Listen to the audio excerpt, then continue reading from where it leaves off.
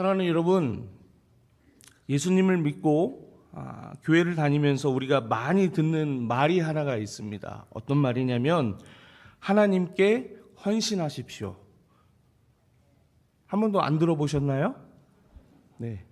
교회 다니면서 참 많이 들어보셨던 말일 것입니다. 여러분은 헌신에 앞서 이 헌신이란 단어의 뜻이 어떤 뜻인지 알고 계십니까? 헌신의 반대말이 세신이 아니라는 걸 알고 계시죠? 네. 헌신의 반대말은 세신이 아닙니다.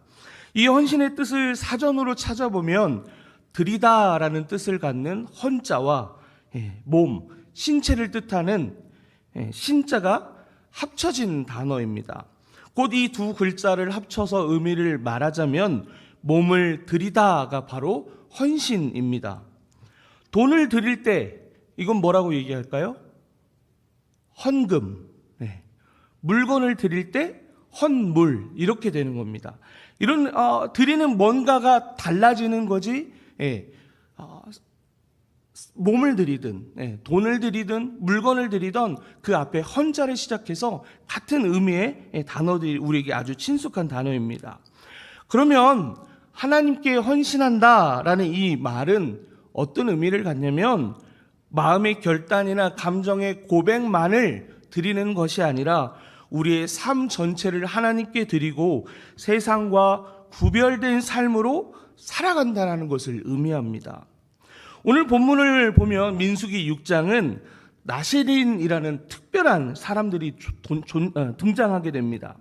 이들은 일정 기간 동안을 하나님 앞에 헌신을 합니다. 근데 일정 기간만이 아니라 평생의 삶을 하나님께 헌신하기도 하는데요.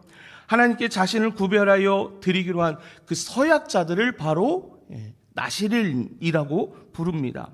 이 나실인은 히브리어로 성경의 원어로 보면 나찌르라고 합니다.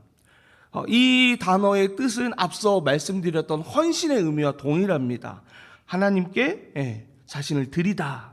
이 의미만이 아니라 또 하나의 의미는 성별하다, 구별하다라는 의미를 갖게 되는 겁니다. 이스라엘 공동체에는 하나님 앞에 헌신되어 구별된 사람들이 있었습니다. 어떤 사람이었냐면 바로 제사장입니다. 이 제사장들은요, 태어나기 전부터 주어지는 아무나 할 수 없는 그런 사람들이었습니다. 내가 오늘부터 제사장 할래 해서 할 수 있는 일이 아니었다라는 겁니다. 그러나 이 나실인 규례는 제사장처럼 태어날 때부터 주어진 것이 아니라 누구나, 남자만이 아니라 남자나 여자나 자발적으로 내가 내 자신을 하나님께 드리고자 하는 그 마음이 있는 사람은 누구나 드릴 수 있는 그런 제도였습니다. 곧 제사장만이 아니라 하나님 앞에 뜻을 정하여 자신을 구별되이 드리고 싶은 사람이라고 하면 그들에게 헌신의 기회가 열려 있다라는 말입니다. 하나님은 오늘 우리에게도 그 문을 열어놓으셨습니다. 그런데 하나님께서 우리에게 이 문을 열어놓으셨다라고 했을 때 우리 속에 이런 생각이 들 수 있습니다. 하나님이 선택하신 제사장들만 헌신하게 하시지 왜 귀찮게 나실인 규례를 만들어서 우리도 헌신하게 하시는 걸까? 오늘 절대 반응하지 않기로 작정하고 오셨나요? 네. 하나님은 왜 우리 모두에게 헌신의 문을 열어놓으셨을까요? 그 이유는 헌신은 사랑에 대한 반응이기 때문입니다. 다시 말씀을 드리면요, 사랑하는 사람이 헌신할 수 있다는 얘기예요. 아빠가 가족을 위해서 일하는 이유가 무엇입니까? 엄마가 삼시세끼 차려주고 옷을 빨아놓고 살림을 하는 그 이유가 무엇입니까? 우리 자녀들이 그들이 성인이 되는 동안 받아왔던 선물에 비하면 아무것도 아닌 것들을 갖고 오지만 엄마 아빠의 생일이라고 선물을 가져오고 종이로 만들어 오고 지하철 앞에서 카네이션 바구니 들고 오는 것, 그 이유가 무엇입니까? 부모를 사랑하기 때문입니다. 우리 모두는 하나님께 사랑을 받는 존재입니다. 이 사순절의 여정 가운데 끝을 향하여 갈 때 우리가 무엇을 향해 가죠? 바로 십자가의 사랑, 그리고 부활하신 그 예수님을 향해서 다 우리가 나아가는 것이 우리가 하나님께로부터 정말 많은 사랑을 받았다는 그 증거가 됩니다. 그것뿐인가요? 건강 누가 주셨죠? 믿음 누가 주셨죠? 오늘 이 하루를 누가 주셨죠? 지금 우리가 누리고 있는 모든 것들이 하나님이 나를 사랑하신다라는 증거입니다. 힘겨운 상황 속에 있을지라도 우리 찬양대가 찬양한 것처럼 나는 믿네, 그 믿음대로 살겠다라고 고백하게 하신 분, 그분이 하나님이기 때문에 그 사실이 오늘 나로 하여금 믿음으로 살게 하시는 그 삶의 모습이 하나님의 나를 사랑한다라는 증거가 된다라는 겁니다. 그 사랑 앞에 나의 사랑을 드리고 싶은 그 마음, 너무나 당연한 마음이고 자연스러운 것입니다. 그런데 여러분, 그 사랑을 내가 아니라 다른 사람을 통해서 해야만 한다라고 하면 여러분 마음이 즐거우세요? 제가 질문이 좀 어려웠죠. 다시 질문 드려볼게요. 내가 사랑하는 아내가 있어요. 근데 그 사랑하는 아내를 내 손으로 만질 수 있는 게 아니고 특별한 사람을 통해서만 만질 수 있대요. 내가 사랑하는 우리 자녀들의 뺨을 예뻐서 만지고 싶은데 내가 아니라 특별한 사람을 통해서만 만질 수 있다라는 겁니다. 그러면 여러분 즐거우세요? 그 상황이? 내가 아니라 어떤 지정되어 있는 사람을 통해서만 그 사람의 손을 만질 수 있고 나는 못 만져요. 그 사람이 만질 수 있고 그 사람만 내 자식들 얼굴을 부빌 수 있다고요. 그런 상황이라면 그게 과연 진짜 사랑이고 그 관계가 진짜 행복할 수 있냐라는 거예요. 그렇지 않잖아요. 내가 사랑하니까 내 사랑하는 아내 손 내가 잡아야 되고, 내가 사랑하니까 내 사랑하는 자녀 내가 끌어안아야지, 다른 누군가를 통해서 하는 것, 그거는 사랑이 아니라는 겁니다. 나를 사랑하시는 하나님, 그 하나님께 내가 직접 사랑을 표현할 수 있는 길이 우리에게 열렸다라는 것, 그것은 우리를 귀찮게 하기 위해서 그 방법을 우리에게 열어주신 것이 아니라 나로 하여금 하나님의 사랑, 그것을 직접 표현할 수 있는 기회를 우리에게 주셨다는 겁니다. 그게 얼마나 큰 축복인지 모릅니다. 여러분 당장 사랑하는 손주들 1년 동안 못 봅니다 라고 제가 여기서 선포했어요. 그 얼마나 그 마음이 막 애타겠어요. 어제 기도원을 저희 3교구 다녀오는데 저희 기도원 팀을 이제 모시고 갔다 왔거든요. 그 갔다 오는 차 안에서도 손주 사진들 돌려보면서 어머 이러고 갔다 오셨거든요. 근데 이런 분들에게 절대 사진 못 봅니다, 절대로 손주도 못 만납니다, 이러면 정말 속상하지 않겠습니까? 오늘 우리에게 주신 말씀을 통해서 하나님께서 헌신자의 삶은 어떤 모습인지 가르쳐주고 있습니다.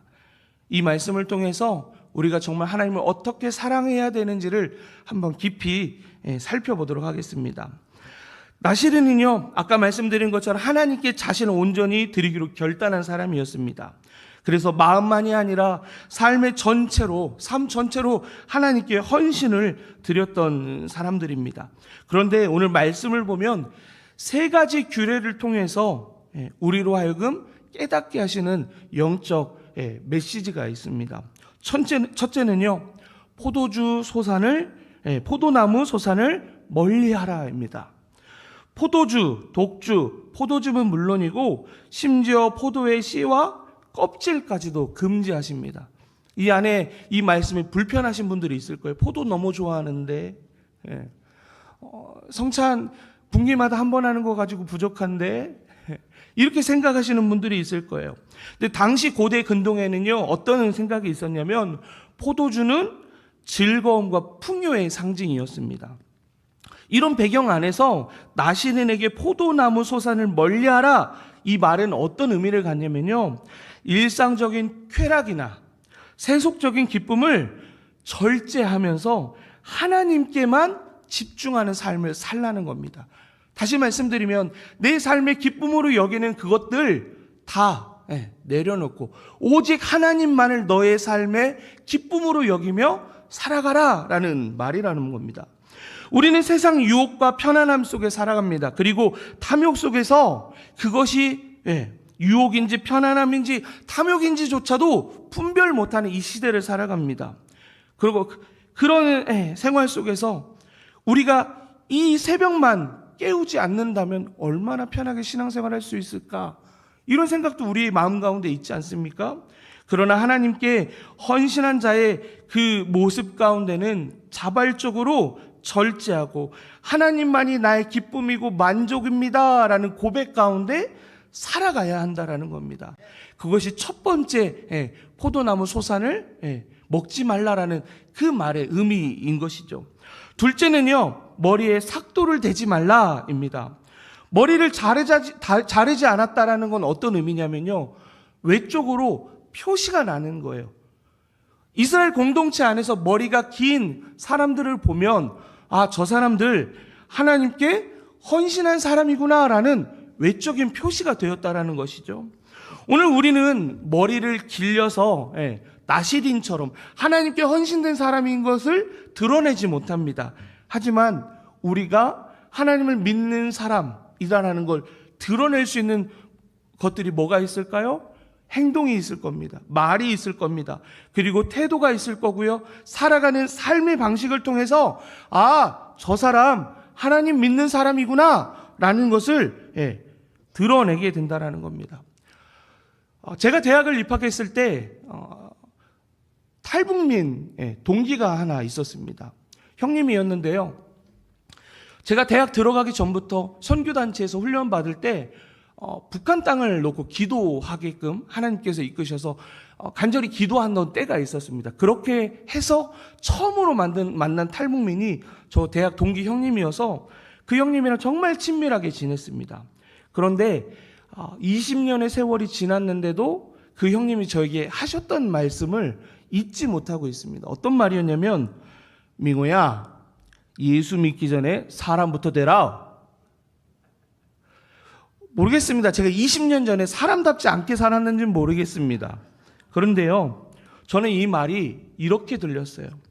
예수 믿는다고 하면서 사람보다 못한 사람이면 그 삶이, 그런 너가 예수님 욕먹이는 거야. 그렇게 살지 말라고. 오늘 주변을 보면요, 예수님 믿는다고 하면서 세상 사람들보다 못한 사람들을 봅니다. 저 목사님은, 장로님은, 안수 집사님은, 권사님은 교회 다닌다고 안 했으면 좋겠다 싶은 사람들 너무나 많이 있습니다. 특히나 요즘 그런 사람들 정말 많이 드러납니다. 그런데요, 사도행전 2장 47절의 말씀을 보면 초대교회를 향한 평가가 이렇게 됩니다. 하나님을 찬미하며 또 온 백성에게 친송을 받으니 주께서 구원받는 사람을 날마다 더하게 하시니라. 아멘. 우리의 삶이 외적으로 드러나는 그 모습을 통해서 하나님이 찬미 받으시고 온 백성이 여러분을 칭송하여서 여러분의 삶을 통하여 많은 사람들이 주께로 돌아오게 되는 그런 복된 삶이 되시기를 간절히 축복합니다. 이어서 사도 바울은 로마서 12장 1절에서 우리에게 이렇게 말합니다. 너희 몸을 하나님이 기뻐하시는 거룩한 산 제물로 드려라. 다시 얘기해야 아멘 하실까요?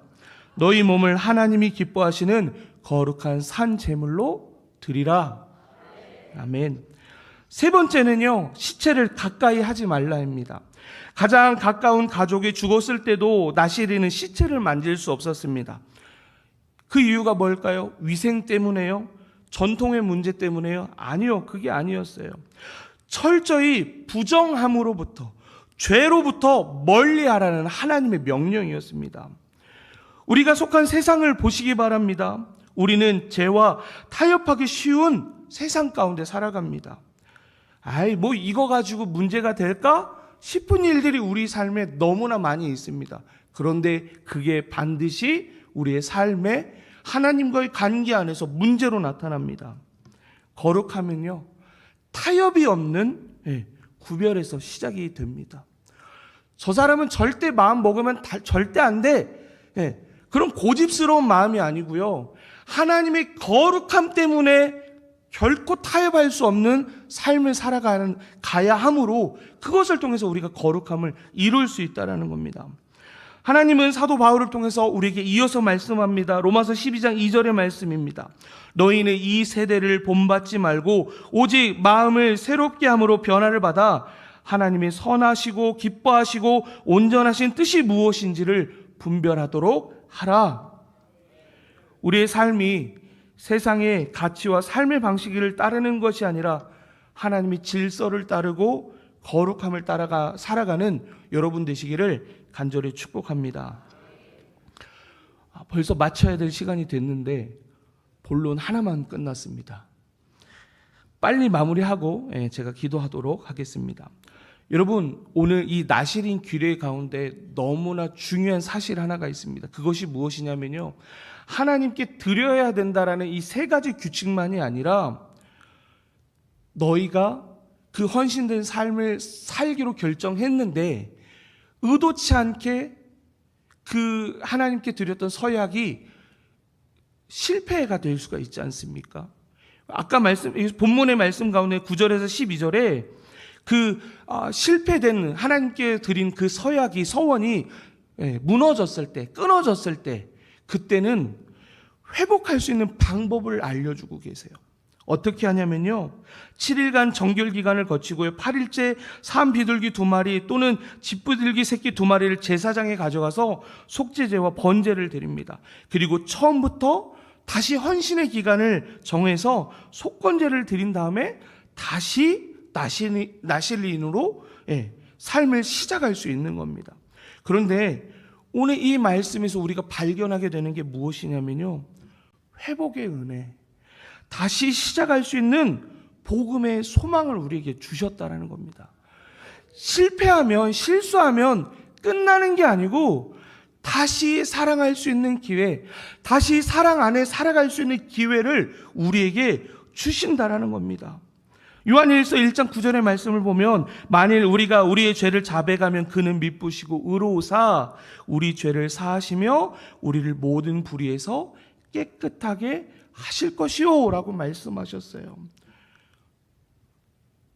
이 다시 하나님을 섬길 수 있는 이 기회를 또 다시 주는 걸 통해서 우리가 보게 되는 게 있어요. 바로 십자가의 사랑, 복음이 바로 또 다시 시작할 수 있게 하는 그 은혜 안에 우리가 살아간다라는 겁니다.